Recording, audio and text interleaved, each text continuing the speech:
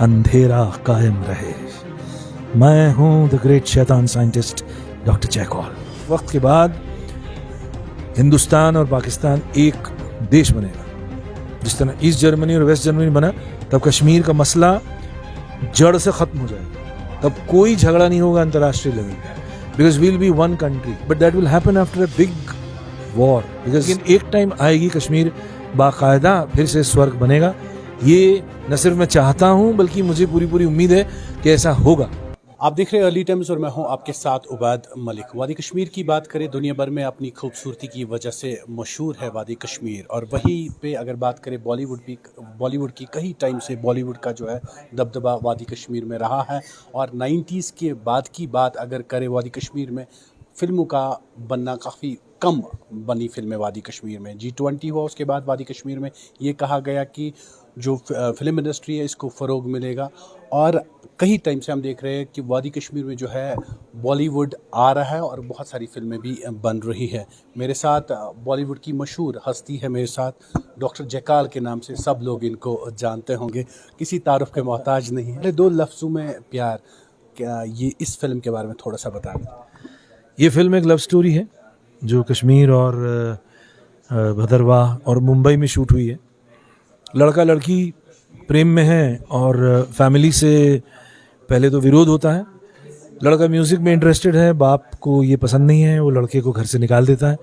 लड़का एक नए संघर्ष पर चलता है और धीरे धीरे म्यूज़िक की दुनिया में अपनी जगह बनाता है और अंत में घर वालों से मिलता है, उनको अपनी अचीवमेंट बताता है।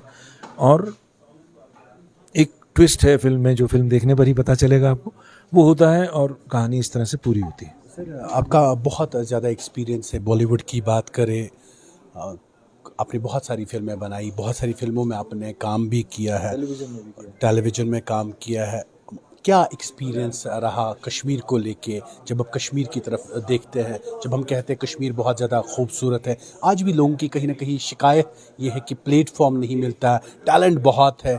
आपने भी पिछली बार जब हमने आपसे बात की, आपने कहा टैलेंट बहुत है मगर प्लेटफॉर्म उतना नहीं मिलना जितना मिलना। मैं उसकी वजह बताऊंगा।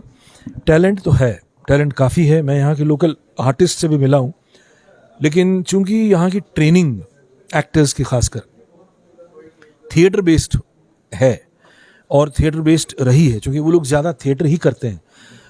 और अब इंडियन सिनेमा में भी एक चेंज आया है पिछले 10-15 साल में, जिसे हम नेचुरल ड्रामा या नेचुरल परफॉर्मेंस की बात कहें, उसको लेकर थोड़ी सी ओरिएंटेशन, थोड़ी सी ग्रूमिंग की ज़रूरत है।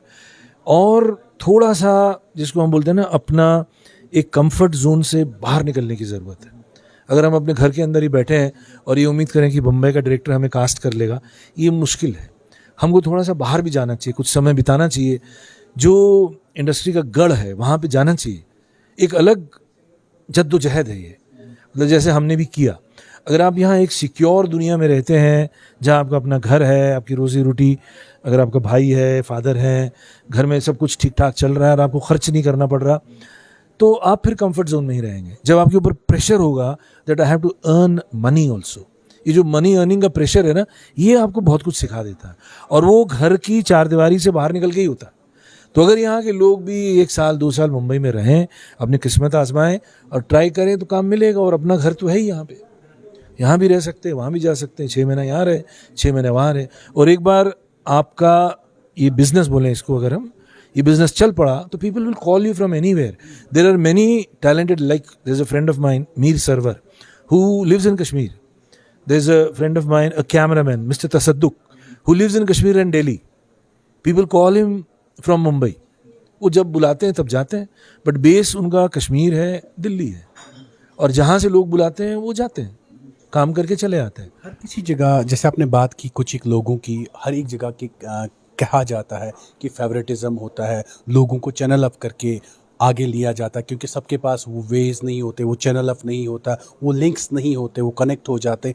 टैलेंट है, आपने देखा गांव देहात में टैलेंट होगा, अगर उनके पास वे आउट्स नहीं, वो रीच कैसे करें? तो उनके लिए भी पॉलिसी होनी चाहिए। कोई पॉलिसी यही होनी चाहिए कि जो सीनियर लोग हैं वो उनको थोड़ा आगे लाने में मदद करें। जहाँ तक गांव की बात कर रहे हैं, डेफिनेटली गांव वालों के पास रिसोर्सेज और वो मेंटल स्ट्रेंथ भी ज़्यादा नहीं होता, और फैमिली का भी प्रेशर होता है, क्योंकि फैमिली एक रिस्की वर्ल्ड में आपको छोड़ती नहीं है।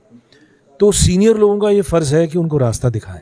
पहले फिल्में बनती थी बम ब्लास्ट धमाके, अब चेंज हो गया। आपको क्या लगता है अब रोमांटिक फिल्में बन रही, जैसे आपने पिछली बार भी कहा, अभी भी 2 लफ्ज़ों में प्यार एक रोमांटिक फिल्म है, ये आपने शूट की है 40% कश्मीर में तो 40% भद्रवा में। तो आपको क्या लगता है इसको लोग क्यों देखें और किस वजह से देखें? एक तो यही है कि साफ़ सुथरी फिल्म है। पहली बात, जैसे आपने कहा कि बम ब्लास्ट और ये वो नहीं है, सिंपल फिल्म है, साफ़ सुथरी फिल्म है। आप घर वालों के साथ बैठ के देख सकते हैं, बच्चों के साथ बैठ के देख सकते हैं। कई फिल्में तो ऐसी होती हैं जहां आप अपनी बेटी के साथ या बीवी के साथ बैठ के नहीं देख सकते, तो वो एक तब्दीली है। तो चेंज तो आ ही रहा है, लेकिन जहाँ तक अगर आप मेरी बात करें, मैं पर्सनली बिलीव करता हूँ कि फिल्म वो होनी चाहिए जो एक रूहानी संदेश दे, इंसान को उसकी रूहानियत में तब्दीली लाने की बात कहे, वही सही फिल्म है। जिस तरह से पहले पेंटिंग्स और स्कल्पचर और पोइट्री ने काम किया है, शायरी ने काम किया है, वही काम फिल्म कर सकती है, क्योंकि फिल्म की रीच बहुत है। लेकिन अभी तक ऐसी फिल्में बनी नहीं है, अभी तक ऐसे फिल्म मेकर्स आए नहीं हैं। मैं बिलीवर हूँ इस तरह की फिल्म का।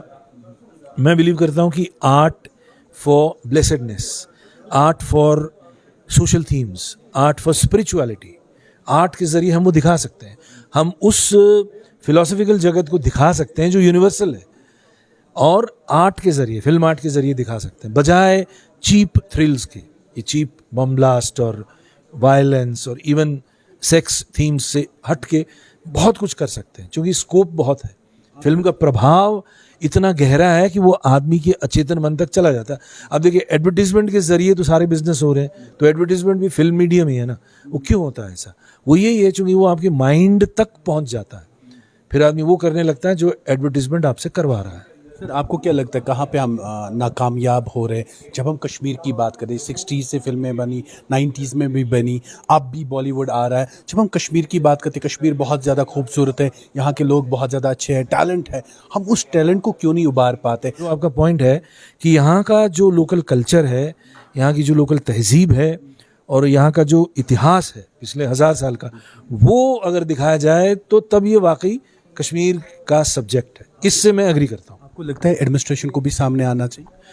एडमिनिस्ट्रेशन से हम बहुत उम्मीद नहीं कर सकते, चूंकि एडमिनिस्ट्रेशन में ही लगा हुआ है, वो क्रिएटिव काम कैसे करेगा? इसमें हम उम्मीद करते हैं क्रिएटिव लोगों से। एडमिनिस्ट्रेशन उन क्रिएटिव लोगों को सपोर्ट करे, बस यही हो सकता है। वो जैसे पुराने ज़माने में होता था ना, बादशाह या राजा जो है वो देता था, दान देता था, चंदा देता था, है ना, जिसको बोलते हैं राजा आश्रय। बादशाह भी तो जो होता था वो अपना खजाना खोल देता था कलाकारों के लिए। तो कलाकारों को धन चाहिए, तो फिर वो अच्छा काम कर सकते हैं। ये फिल्म की बात रही, आपकी बात करते हैं। बहुत लंबा समय आपने फिल्म इंडस्ट्री को दिया है, कश्मीर से आपका ताल्लुक है, बेसिक कश्मीरी पंडित आप है, बहुत टाइम आपने दिया। बहुत सारे मशहूर आपके डायलॉग रहे, टीवी की बात करें, फिल्म इंडस्ट्री की बात करें, कौन नहीं आपको जानता है, किसी तारुफ के आप मोहताज नहीं है। कुछ एक ऑडियंस के लिए जो डॉक्टर जयकाल करते थे, अब चाहते हैं कि मैं वो डॉक्टर जयकौल वाला डायलॉग भूलूं। भाव अंधेरा कायम रहे, मैं हूं द ग्रेट शैतान साइंटिस्ट डॉक्टर जयकौल। अलग आपने सुना होगा, एक सीरियल बनता था जिसका नाम शक्तिमान था, और शक्तिमान में डॉक्टर जयकाल एज अ डॉक्टर जयकाल ये उसमें काम करते थे। कौन नहीं इनको जानता। ताल्लुक आपका कश्मीर से है, बहुत बड़ा बैकग्राउंड है आपका। फिल्म इंडस्ट्री की बात करें या टीवी की बात करें, टीवी सीरियल्स की बात करें, आपको क्या लगता है कि कश्मीर, जब आप कश्मीर को देखते हैं, आप कहाँ देखते हैं कश्मीर को? पॉलिटिकली नहीं, पॉलिटिकली नहीं। अगर पॉलिटिकली कहूँ तो वो शायद आपका डोमेन नहीं है। जैसे फिल्म इंडस्ट्री की बात करते हैं, फिल्में बननी चाहिए, लोगों को मौका मिलना चाहिए, बाकी सारे लोग हैं। जब हम कहते हैं ट्रेनिंग्स की, है ना, देखिए पॉलिटिकली मतलब पॉलिटिक्स की बात नहीं करना चाहता, लेकिन politically a viable atmosphere has to be created, ये ज़रूरी है। यहाँ पे एक शांतिपूर्ण वातावरण का होना ज़रूरी है, और वो पॉलिटिशियंस के ज़रिए ही होगा। अभी भी जो हम तनाव देख रहे हैं, वो चूँकि सारे मसले अभी ख़त्म नहीं हुए ना, जब तक यहाँ के मसले नहीं इन्वॉल्व ख़त्म होते, और वो मसले किन के हैं? वो 2 बड़े देश के हैं, सिर्फ 2 देश नहीं है, फिर उसमें अंतर्राष्ट्रीय मामला है। तो जब तक वो पूरा मसला हल नहीं होगा, कश्मीर पूरी तरह से बहाल नहीं होगा। यहाँ पे खुशहाली पूरी तरह से नहीं आ सकती, लेकिन एक टाइम आएगी, कश्मीर बाकायदा फिर से स्वर्ग बनेगा। ये न सिर्फ मैं चाहता हूँ बल्कि मुझे पूरी पूरी उम्मीद है कि ऐसा होगा। अगर मैं ऐसा एक फ्यूचरिस्टिक स्टेटमेंट दूं, आप उसको रखना चाहें या ना रखें आपकी बात है, ये मेरा फ्यूचरिस्टिक स्टेटमेंट है कि एक वक्त के बाद हिंदुस्तान और पाकिस्तान एक देश बनेगा। जिस तरह ईस्ट जर्मनी और वेस्ट जर्मनी बना, तब कश्मीर का मसला जड़ से ख़त्म हो जाएगा। तब कोई झगड़ा नहीं होगा अंतर्राष्ट्रीय लेवल पे, because we'll be one country. But that will happen after a big war, because we are heading towards a clash in this area. ये जो सब कॉन्टिनेंट है, इंडिया, चाइना, पाकिस्तान, इस एरिया में एक टेंशन तो है ही है और सारी दुनिया की नज़र इधर ही है, चूँकि बिजनेस इधर ही है। तो ये एक समय के बाद, बड़ी तबाही के बाद, ये मुल्क बहुत बड़ा मुल्क बनेगा, तब ये एक ही होगा, तो पाकिस्तान इसका हिस्सा बन जाएगा।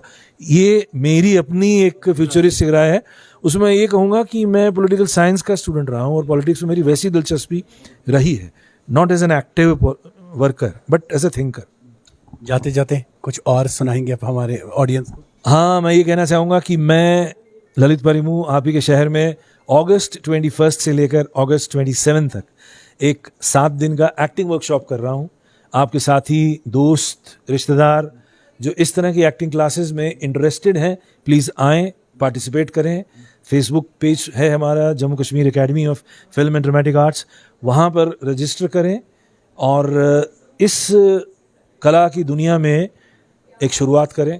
मेरी नज़र में ज़िंदगी को बेहतर करने का एक ही तरीका है, वो है कला, आर्ट एंड कल्चर। उसी से हम खुश रह सकते हैं। बाकी दुनिया में दुख बहुत हैं। बहुत बहुत शुक्रिया बात करने के लिए सर।